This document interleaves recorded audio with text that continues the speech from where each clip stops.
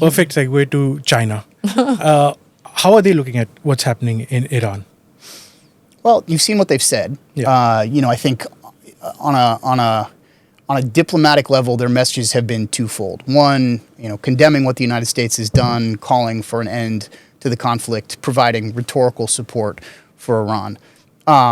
Two, they're not doing a whole lot to actually help Iran. At least overtly, it doesn't look like. It doesn't look like they're not doing anything militarily. Yeah. I think that's But quite what clear. export of dual-use technologies that China Yeah, would have so done? I was going to get to that. So they have had, though, historically quite a intertwined economic relationship, and certainly have provided Iran over time with capabilities that have been inputs into Iran's military.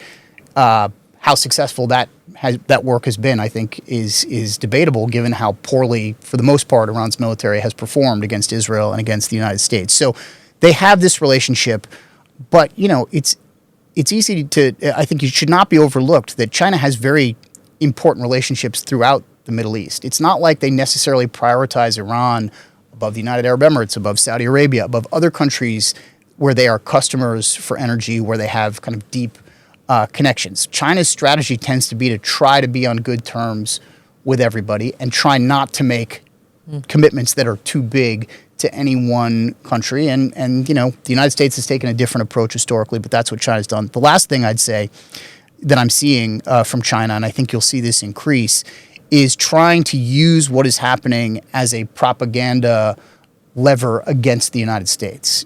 America is a warlike country. We've told you this before. China loves peace. We don't go around attacking other countries. America does. I think you are going to see this sort of messaging coming out of China to try to achieve kind of information victories around the world. Yeah, I saw Wang Yi's statement, but also they haven't built military bases, and those military bases were supposed to be a security framework for the entire world, for that matter, and that security is in question.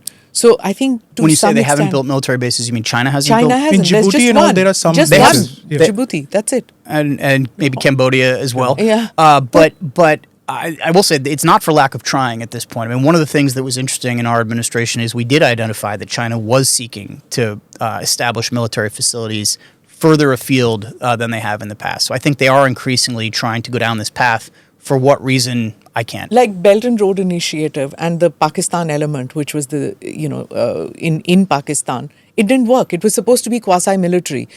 China hesitates putting boots on the ground. They do not like it, and as soon as there are any attacks on their people, they just withdraw. Yep. So CPEC just it just stopped when it happened. It didn't work. They couldn't even provide security for their people working in the oil refineries and in the oil network. Yeah, look, again, as I said, they have taken a totally different strategic approach than the United States. Try to be on decent terms with everybody.